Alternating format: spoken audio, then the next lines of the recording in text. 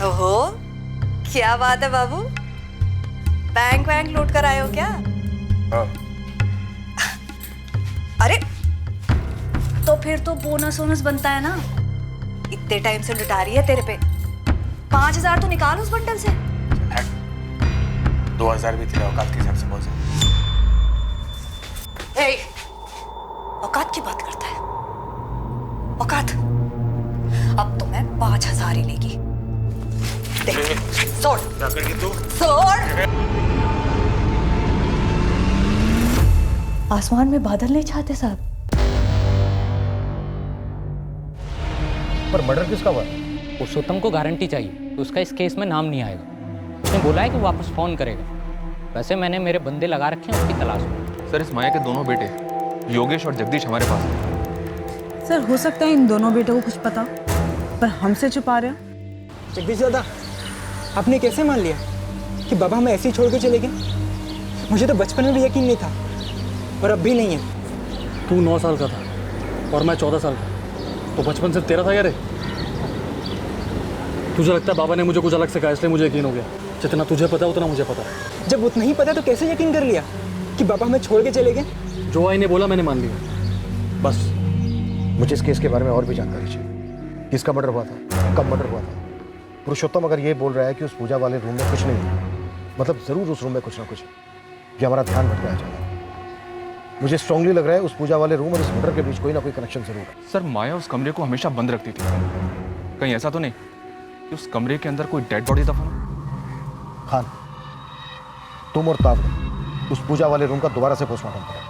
पद्मा, माया के दोनों बेटों को टैग करो, बात करो उनसे। गया। मुझे किसी भी सूरत में माया का वो लवर विनोद जोशी चाहिए, और पुरुषोत्तम को बोल कि हम उसे सरकारी का भाव बना लेंगे, कोई चार्ज भी नहीं लगाएंगे। लेकिन शर्त यही है, उस मर्डर की मुझे पूरी जानकारी चाहिए। चल, साहब ने बुलाया है। सुन, मेरा ये लॉकअप में दम घुटता है। तो मैडम के लिए एसी लगवा दे। एक पैकेट अगरबत्ती का बंदोबस्त कर दे। रे शानी, ना कोई होटल का कमरा है और ना मैं रूम सर्विस वाली हूँ। चल चुपचाप। माया, ऐसा भी क्या दफन है उस कमरे के अंदर जिसकी वजह से तुम इतना डरी हुई हो?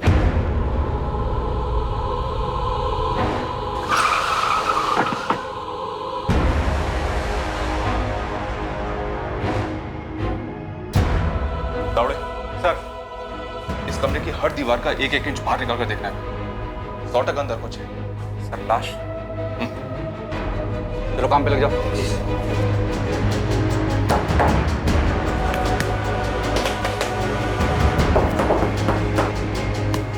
किसकी लाश है उस कमरे में? साहब मैं बोली ना आपको, मैं उधर से पूजा करती है। पूजा पूजा भक्ति से की जाती है माया,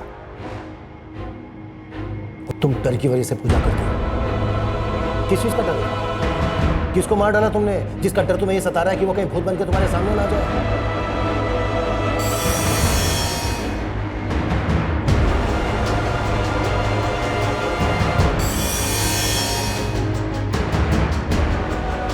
साहब उधर कोई लाश नहीं है।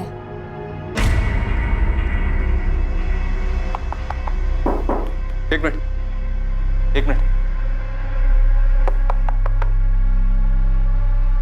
ए, दावड़े इधर सर। ये सुन जरा। हाँ सर, कुछ हो सकता है। दीवार को तोड़।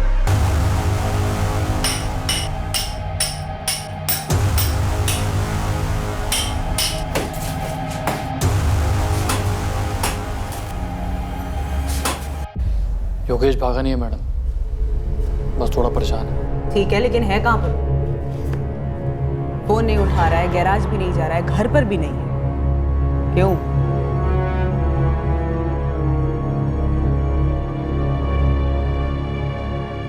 दरअसल जब वो 9 साल का था तब से ऐसे ही गुमसुम रहा था, और बाबा के जाने के बाद वो बहुत शांत हो गया। तुम पर कोई असर नहीं हुआ? हुआ मैडम, लेकिन हर कोई अलग होता है। सचिन पाठक को जानते हो तुम? नहीं, कौन है? तुम्हारे छोटे भाई योगेश जैसा ही है, गुमसुम, परेशान। और अजीब बात पता है क्या है? उसके बाबा भी कई सालों पहले ऐसे ही गायब हुए थे। नीलेश पाठक नाम है। ये नाम कभी सुना है? नहीं मैडम, ये नाम कभी नहीं सुना, सचिन पाठक या नीलेश पाठक। इत्तेफाक भी तो हो सकता है ना मैडम, कितने लोग यूं ही गायब हो जाते हैं इस दुनिया में। ये बात भी है। अच्छा जगदीश, एक बात बताओ, तुम्हारी माँ माया ने किसका मर्डर किया था? ये क्या बोल रही हैं आप? 3 साल पहले तुमने घर छोड़ा, ऐसा तुम्हारी माँ माया ने बताया। हाँ तो उसके बाद तुम्हारे छोटे भाई योगेश ने घर छोड़ा। जी, लेकिन क्या तुम दोनों भाई जानते थे ना उस घर में कुछ चल रहा है? मैडम हमें तो बस आई के वही धंधे से दिक्कत थी, उसके अलावा हमें कुछ नहीं पता। वैसे जब बाबा हमारे साथ थे तब भी ये सब करती थी। तुम्हारे बाबा भी इन सब में शामिल थे? ये आदमी विनोद जोशी, ये पता नहीं आई की जिंदगी में कहां से आ गया, लेकिन जब से आया ना मैडम, पैसा बरसने लगा। जगदीश, वो आई। सुन रहे बाड़ा, घंटे भर के लिए बाहर जाके खेल। पर क्यों आई? आई बोल रही है ना, जा बाहर जा।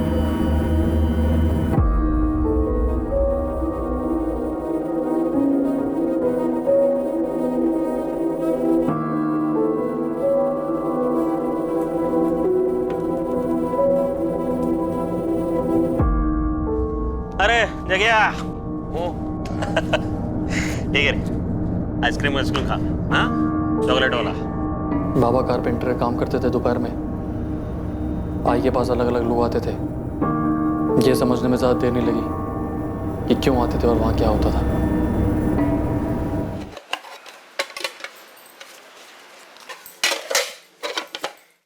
ये ले जगदीश, योगेश को भी लेके जाना, जो मन करे वो खरीदना। ठीक है।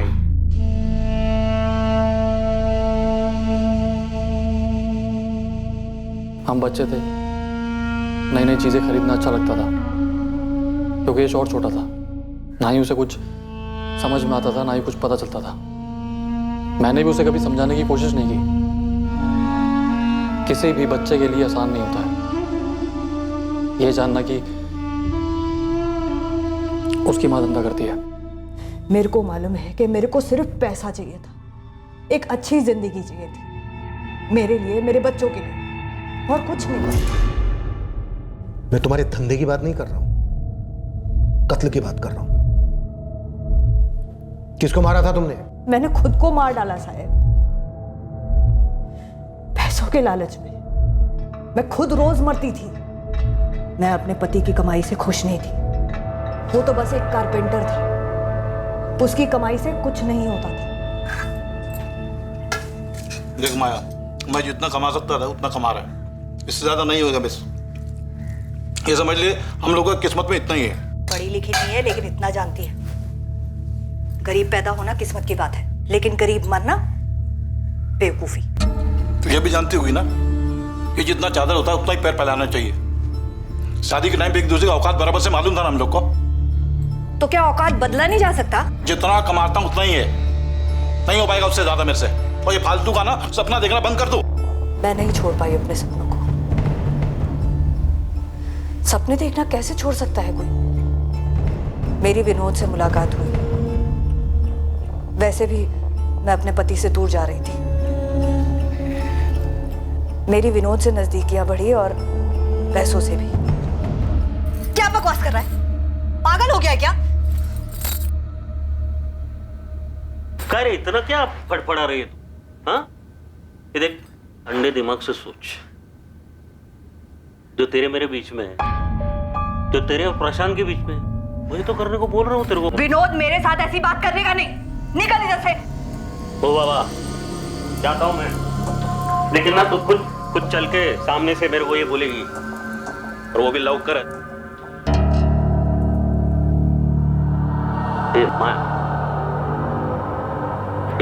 अरे लेकिन बैठना रे बाबा। देख, इतना सोचने में बुरा गंदा लगता है ना, वैसा बिल्कुल भी नहीं है। देख, तू दोपहर को अकेले रहते, मैं कैसा आता, मेरे साथ कोई और आएगा। देख, करना तुझे वही है जो हम करते हैं, लेकिन सोच, तगड़े पैसे मिलेंगे, तगड़े। तेरी जिंदगी ना ऐसे फटकन बदल जाएगी। हाँ, एक दोपहर का 2000, 1000 तेरा, 1000 मेरा। चल मेरे को बोल, ये तेरा प्रशांत महीने का कितना कमाता है? 6000, 7000? अरे उतना तू एक हफ्ते में कमाएगी। मन बनाएगी तो 4 दिन, पूरा मन लगाएगी तो 2 दिन में, अरे 1 दिन में कमा सकती है। तेरे संग तो नहीं। एक बात याद रख, ये मर्दों की जरूरत ना बहती नदी है, कभी सूखती नहीं। तो तू काय को सूखी सूखी जिंदगी जी रहे रे? काय को? ठीक है, सोच के बता मेरे को, आता हूँ। बहुत घिन आई थी विनोद की ये बात सुनकर, लेकिन पैसे के लिए तरसते हुए भी बहुत घिन आती थी साहब, इसीलिए हाँ बोल दिया। पहली बार बहुत गंदा लगा सर, लेकिन जब हाथ में पैसा आया ना, फिर सही गलत कुछ भी नहीं लगा। सोचा कि शरीर ही तो है। पैसे की धुंध छा गई थी, एक अच्छी जिंदगी मिल गई थी, बच्चों के लिए कुछ कर सक रही थी मैं। बच्चे लोग रोज बाहर का खा रहे हैं, नए नए सामान खरीद रहे हैं। जगदीश बोला तुमने पैसा दिया उन लोग को? हाँ, मैंने दी। किधर से दिया? पेड़ लगा दे पैसे का? मैंने कमाए हैं। किधर से कमाए? कमाए बोले तो किधर से कमाया? मैं क्या पूछ रहा हूँ, किधर से कमाया? माया, और मला शरीर बेचती है अपना, सोती है लोगों के साथ। शरीर मेरा है, मैं बच्चों को वो दे रही है जो तू अपने अगले जन्म में भी अपनी कमाई के साथ नहीं दे सकता। बच्चे लोग को मालूम है कि उसकी माँ क्या है? बोला बच्चे लोग को तूने? नहीं, वो स्कूल में होते हैं और तू काम पे, दोपहर में आते हैं लोग। तेरे को क्या लग रहा है तू बहुत बड़ा पुण्य का काम कर रही है? पुण्य और पाप से जिंदगी चलती है, पेट भरता है उससे। जिंदगी जिंदा लोगों की होती है और तू लाश है, घटिया सड़ी हुई लाश। पर मेरी ही चिता पर तो पक रही है ना रोटी।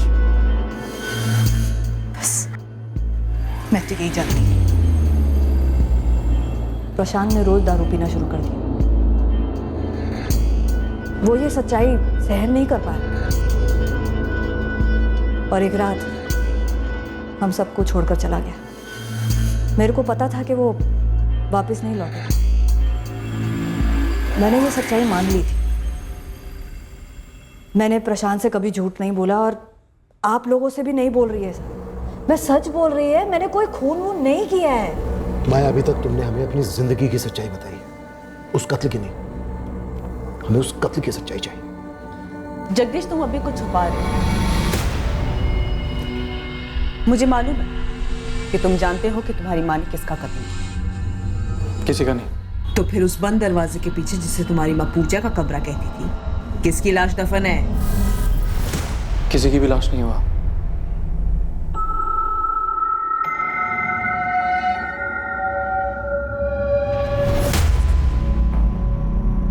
सर, यहाँ तो कुछ दिख नहीं रहा।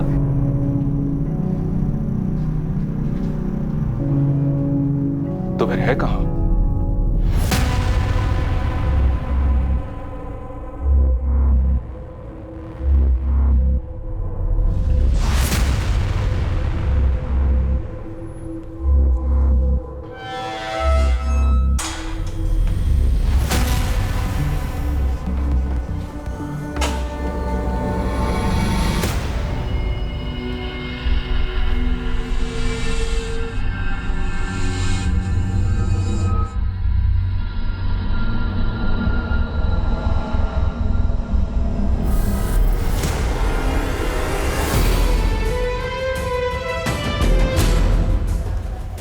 कौन है?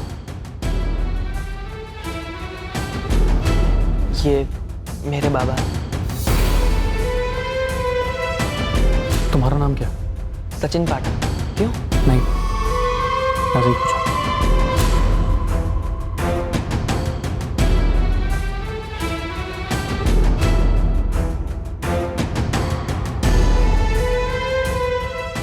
सचिन पाठक को जानते हो तुम?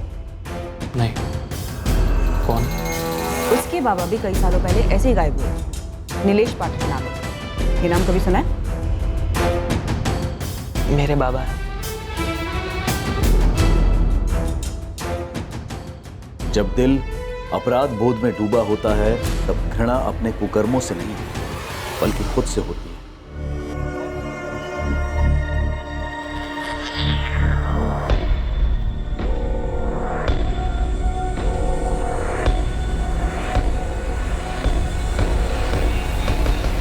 सर उस कमरे में कुछ नहीं है और वो एक दीवार जिस पर हमें सबसे ज्यादा शक था वहां से भी कुछ नहीं निकला। सर, ये माया का बड़ा बेटा जगदीश, इससे भी कुछ पता नहीं चल रहा है। वो दूसरा बेटा योगेश अभी भी लापता है। यस सर, जगदीश बता रहा है कि योगेश काफी डिस्टर्ब हो गया। इस माया को जितनी भी गर्मी दो ये पिघलने वाली नहीं है। विनोद जोशी का क्या स्टेटस?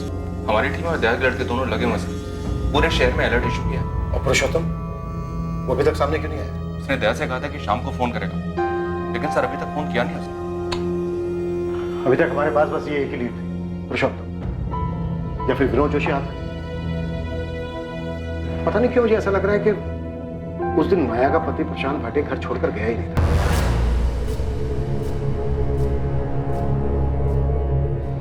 12 साल हो गए। 12 साल से लेकर आज तक उसकी कोई खबर नहीं।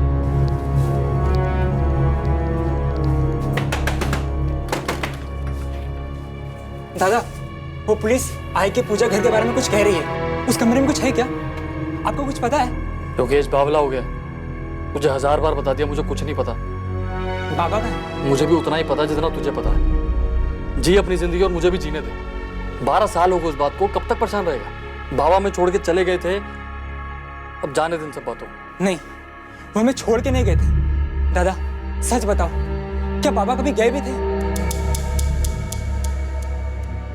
मुझे तो हमेशा से ही लगता था कि हमें ये शहर पहले ही छोड़ देना चाहिए था। उससे बाबा मिल जाएंगे क्या? नहीं, पर तेरे दिमाग में तो नहीं रहेंगे ना? रहेंगे, और तब तक रहेंगे जब तक मुझे सच्चाई पता नहीं चल जाती।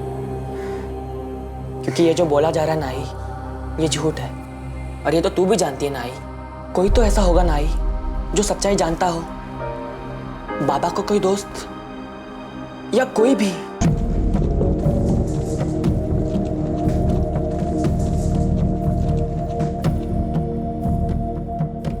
योगेश बाबा हमें खुद छोड़ के चले गए थे, वो है कहीं? ये सब तेरे दिमाग का वहम है। कोई वहम नहीं है। मुझे अब पक्का यकीन है कि आई ने ना बाबा को मार डाला, और उस कमरे में ना जरूर कुछ है। उस कमरे में कुछ नहीं है। तू एक काम कर, उस कमरे में ढूंढ, पूरे घर में ढूंढ, पूरी दुनिया में ढूंढ, लेकिन दोबारा मेरे पास दुखड़ा लेकर मत आइए। वैसे जिंदगी खराब है, तू जा यार।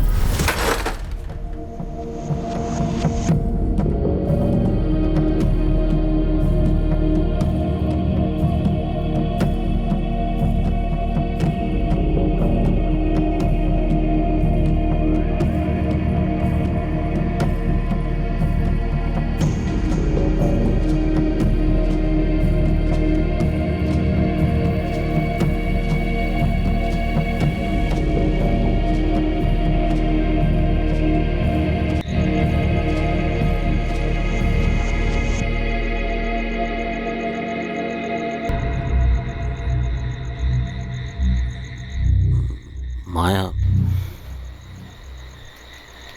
तेरे को डर नहीं लगता?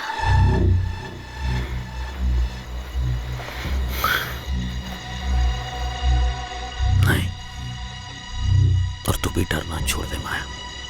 क्यों किया मैंने ये सब कुछ? खुद के लिए, तेरे बच्चों के लिए, अरे हमारे लिए माया। क्या करेगी मैं इतने पैसे का? क्या इन पैसों से मैं अपने पुराने पाप धो सकती है? अपना भविष्य, अपनी खुशियां खरीद सकेगी? मेरे को तो ये भी नहीं पता है खुशियां होती क्या है।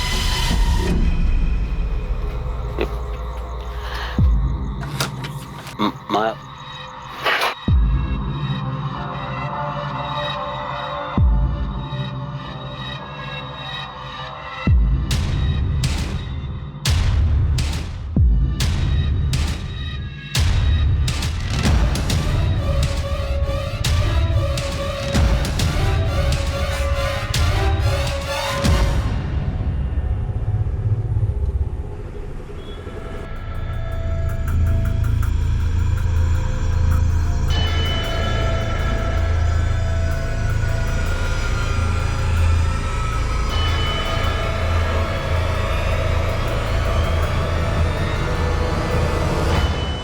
किसका मर्डर हुआ?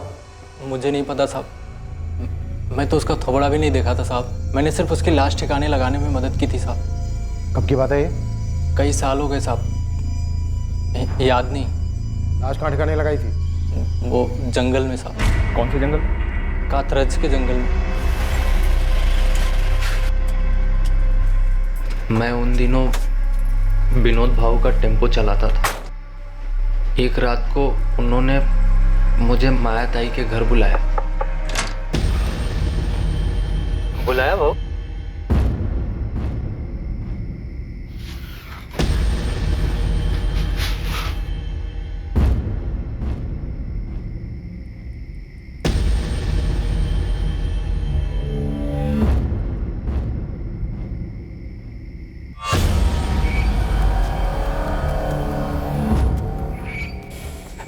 ये कौन? लाश है आदमी, ठिकाने लगा। नहीं बाबू, लेकिन ये मुझे बता, ये है कौन? इतना जानना जरूरी नहीं, समझा ना तेरा? कब छू उठा।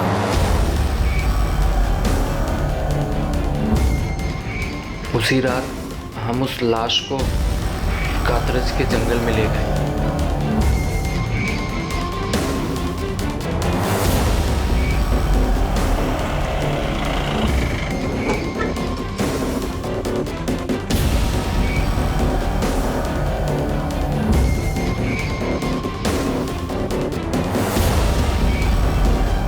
मुझे बस इतना ही मालूम है साहब, बाकी सारी बातें वो दोनों जानते हैं, विनोद भाऊ और माया ताई। मर्डर किसका हुआ है अगर यही नहीं पता चला तो तेरी टिप खोटी है ना, कोई मतलब नहीं है उसका। जगदीश जानता है साहब। क्या जानता है जगदीश? वो जानता है मर्डर हुआ था, तो ये भी जानता होगा किसका हुआ था। लेकिन भाऊ मुझे पता ही है ये है कौन, ये सब कैसे हुआ? बहुत पूछने लगा बे तू, हाँ? इतना जानना जरूरी नहीं, समझा ना तेरा? कब छू उठा।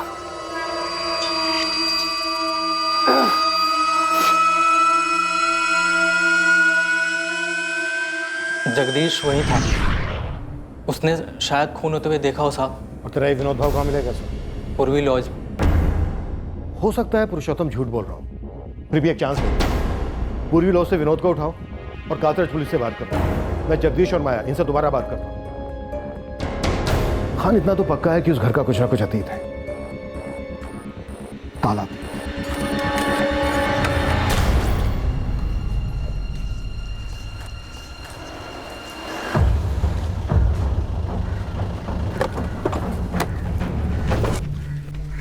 कुछ पता चला क्या साहब? सब कुछ पता चला, चल थाने। सर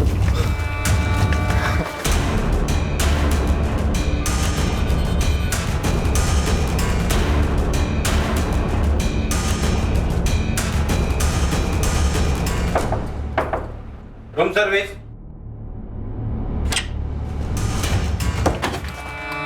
अगर भागा तो यहीं पे ठोक दूंगा, दोबारा अपने पैरों पर चल नहीं पाएगा तो। विनोद जोशी।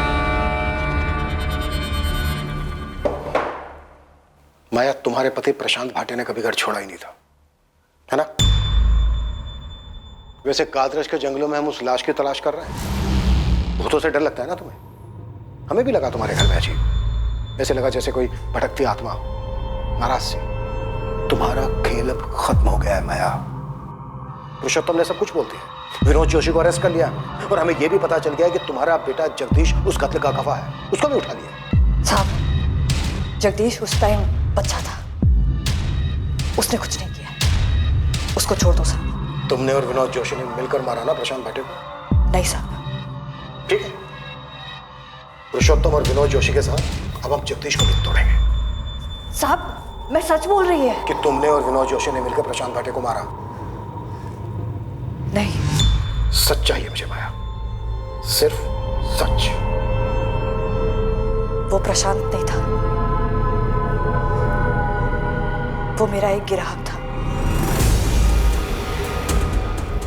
उसका नाम मेरे को नहीं मालूम। देख विनोद जोशी, माया एक औरत है, इसलिए अभी तक हमने सख्ती दिखाई नहीं उसके साथ, लेकिन तेरा नसीब ऐसा नहीं होगा, समझा? मैंने कुछ नहीं किया साहब, सच बता रहा हूँ मैं। ये जो भी फुनमुन जो भी हुआ है आप बता रहे वो सब पूरा का पूरा माया ने किया। अच्छा, प्रॉफिट आधा आधा करेगा, लेकिन जुर्म पूरा का पूरा उसके सर पे डालेगा। नहीं, मैं सही बता रहा हूँ सब। मैं उस आदमी को जानता तक नहीं था, तो मारूंगा क्यों?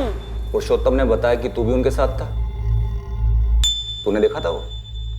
खून होते भी देखा था। कौन था वो आदमी? प्रशांत भाटे, तेरा बाप? नाम नहीं मालूम, लेकिन वो चेहरा मैं कभी भूल नहीं सकता। मैडम बता रही थी कि कोई सचिन पाठक है जो अपने बाप को ढूंढ रहा है। उसके बारे में क्यों पूछ रहा था? जिसको मारा गया था वो वही था।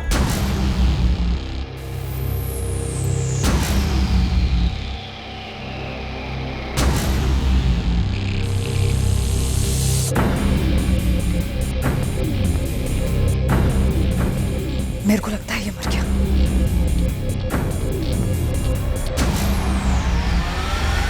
वो आदमी सचिन का बाप नीलेश पाठक था? नाम नहीं मालूम। तो तुझे कैसे पता वो सचिन का बाप था? सचिन के हाथ में उसके बाप की तस्वीर देखी थी। वही चेहरा जो रोज रात को मैं ना चाहते हुए भी देखता हूँ। मेरी आई भी देखती होगी। इस पैसों के लालच ने पहले मेरे को मारा,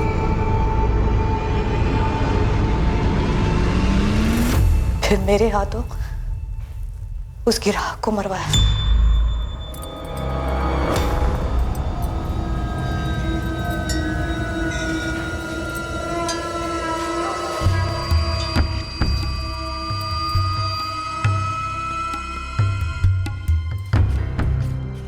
ओहो, क्या बात है बाबू, बैंक वैंक लूट कर आए हो क्या? हाँ। अरे तो फिर तो बोनस वोनस बनता है ना। इतने टाइम से लुटा रही है तेरे पे। 5,000 तो निकाल उस बंडल से। 2,000 भी तेरे औकात के हिसाब से बहुत है। ए, औकात की बात करता है? औकात? अब तो मैं 5,000 ही लेगी। देख, सोड़। क्या करके तू? सोड़। आसमान में बादल नहीं छाते साहब, मेरे सामने नोटों के बादल छाते थे। उसके पास इतना सारा पैसा था साहब, और ऊपर से ऐसी बात। मैं उसको कैसे छोड़ देती साहब?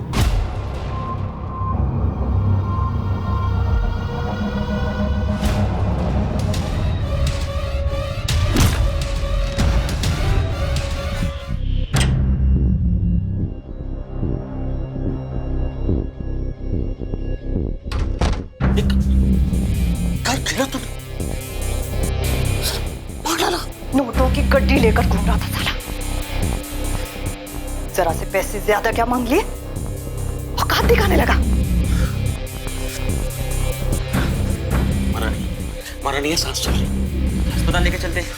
चुप, वो बच गया तो हम लोग बचेंगे, पर उन्हें बचा सकते हैं। चुप। फिर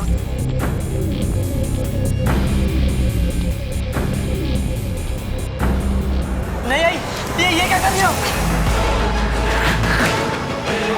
लाश बनी हुई। वो योगेश बारी खेल रहा है, मैंने देखा उसे। कभी भी आ सकता है वो। अभी छुपाते हैं, रात को ठिकाने लगाएंगे। ये क्या संभाल अपने को। देख, तुझे तेरी आई की मदद करनी है, समझ लगा है? ये खून साफ करना है, समझ लेना। आई की मदद करायची। योगेश घर आया उस दिन, उसे कुछ मालूम नहीं था। फिर रात को पुरुषोत्तम आया, वो लोग लाश को जंगल में ले गए। योगेश तब सो रहा था। बहुत पछतावा होता है साहब, जब घिन सब आती है, लेकिन समझ नहीं आता साहब कि वो नोटों को देख के क्या धुन सवार हो जाती है। सर, ये था वो आदमी जिसको इन्होंने मार डाला। नीलेश पाठक, सचिन का बाबा? हाँ सर, जगदीश को याद था ये चेहरा।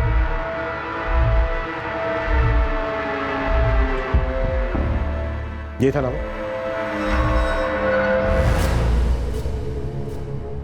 सचिन, तुम्हारे बाबा नीलेश पाठक अब इस दुनिया में नहीं है। क्या हुआ था उनके साथ? कत्ल हुआ था उनका। कत्ल? क्यों? किसने किया? क्यों किया? तुम्हारे पापा एक कोठे पर जाते हैं, शंकर भाटे। कोठा? हाँ, माया भाटे नाम है उसका। उसने और उसके साथीदार ने तुम्हारे पापा का मर्डर कर दिया था।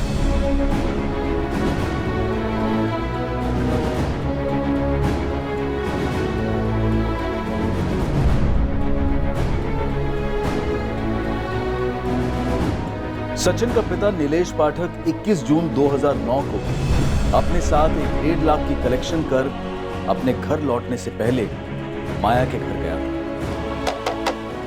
नीलेश को उस दिन कोई अंदाजा नहीं था कि वो फिर अपने घर कभी नहीं लौटेगा।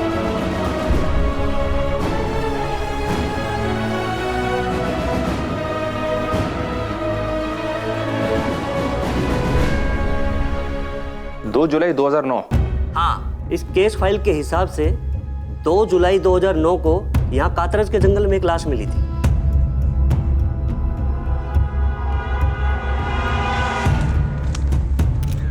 शरीर पे कोई कपड़े नहीं थे, दूसरी कोई आइडेंटिफिकेशन भी नहीं थी। उसके बाद उसे 7 दिन तक मुर्दाघर में रखा गया, पर कोई मिसिंग कंप्लेंट मैच ही नहीं हो रही थी।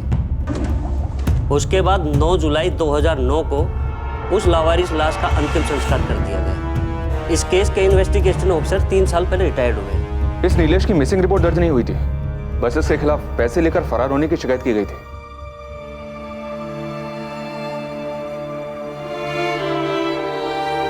बाबा चोर नहीं थे, उनका मर्डर हुआ था उसी रात। कैसे? एक युवक की 9 साल की तलाश अपने पिता के लिए एक दर्द भरी असलियत के खुलासे से खत्म हुई। नीलेश के मर्डर के वक्त जगदीश नाबालिग था, पर जुर्म में तो शामिल था।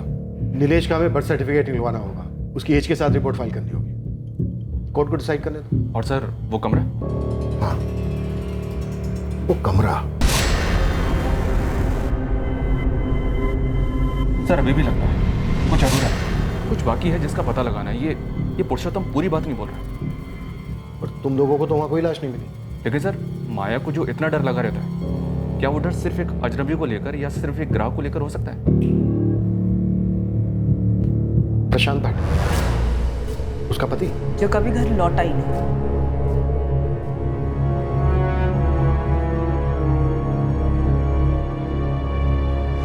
मुझे मेरे भाई जगदीश से मिलना है। तू था कहाँ इतने दिन? तेरा फोन भी बंद था। है कहाँ वो? आई ने किसी को मार डाला था। आपको इतने साल से मालूम था? मेरे सामने ही हुआ था योगेश। अब ये नहीं कहना कि तुम्हें नहीं मालूम कि बाबा कहाँ है। दादा, अरे अब तो सच बोल दो। 12 साल हो गए, 12 साल। दादा, दादा! इत्तेफाक से हुए माया के घर पर उस एक छापे ने कई अधूरी कहानियों की कड़ियां सामने लाकर रख दी थी। वो कड़ियां जो तलवार बनकर 2 युवकों की जिंदगियों पर लटकती रही।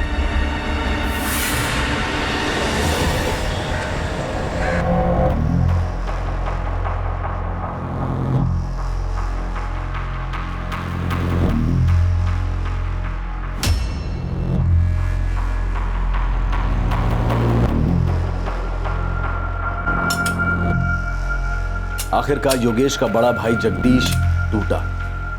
वो उस राज को अपने अंदर और नहीं रख पाया जिसने सालों से उसे और उसके ज़मीर को बंदी बना रखा था।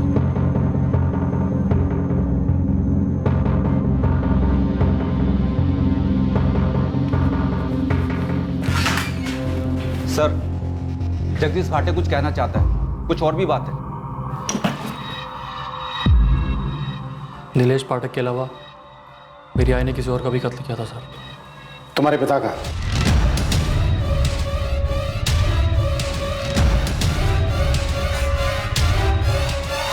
माया, तुम्हारे बेटे जगदीश ने सब कुछ सच सच बता दिया।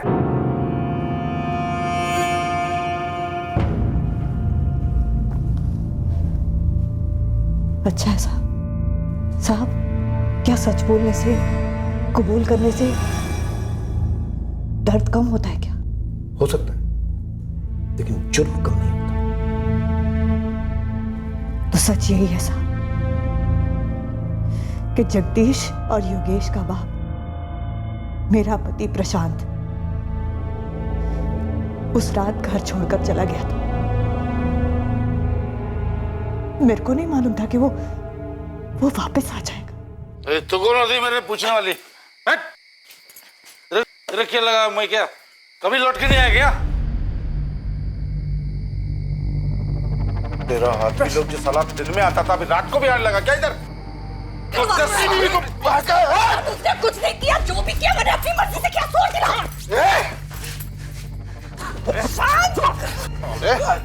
पिल्ले साले साले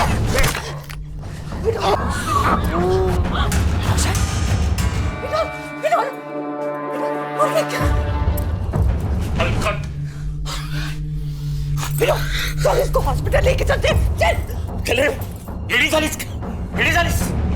मारो, मार डालेंगे उसको। क्या बोल रहा है? खत्म कर दे उसको। विनोद क्या बोल? खत्म कर दे।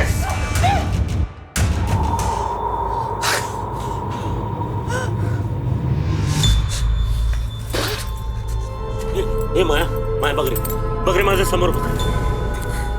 माया तेरी बला टल गई रे, तेरी बला। तेरी जिंदगी अभी पूरी की पूरी तेरी, ये घर भी। हाँ संभाल।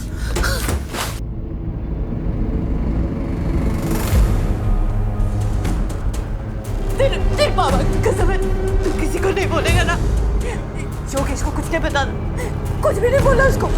नहीं बोलेगा ना? बोला नहीं बोलेगा ना? जगह मदद करनी होगी तुझे, गड्ढा खोदना है। उस रात के बाद मैंने वहां पीछे कभी कदम भी नहीं रखा। जब भी वहां देखती थी तो वो खड़ा दिखता था, घूरता हुआ। मैंने ये सब कुछ क्यों किया, मेरे को इसका जवाब कभी नहीं मिला। पहले अपने पति को, फिर उसकी राख को। साहब, उन दोनों की आत्मा से ज्यादा ना मेरे को अपने आप से डर लगता है। क्या मैं किसी और को भी मार देगी क्या?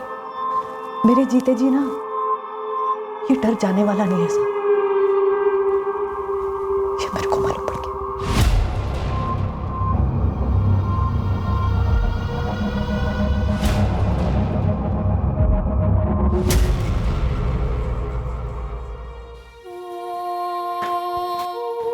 योगेश, स्केलेटन के सैंपल से जो डीएनए लिया गया वो तुम्हारे और तुम्हारे भाई जगदीश के डीएनए से मैच हो गया। वो कंकाल तुम्हारे पिता प्रशांत भाटे का ही है।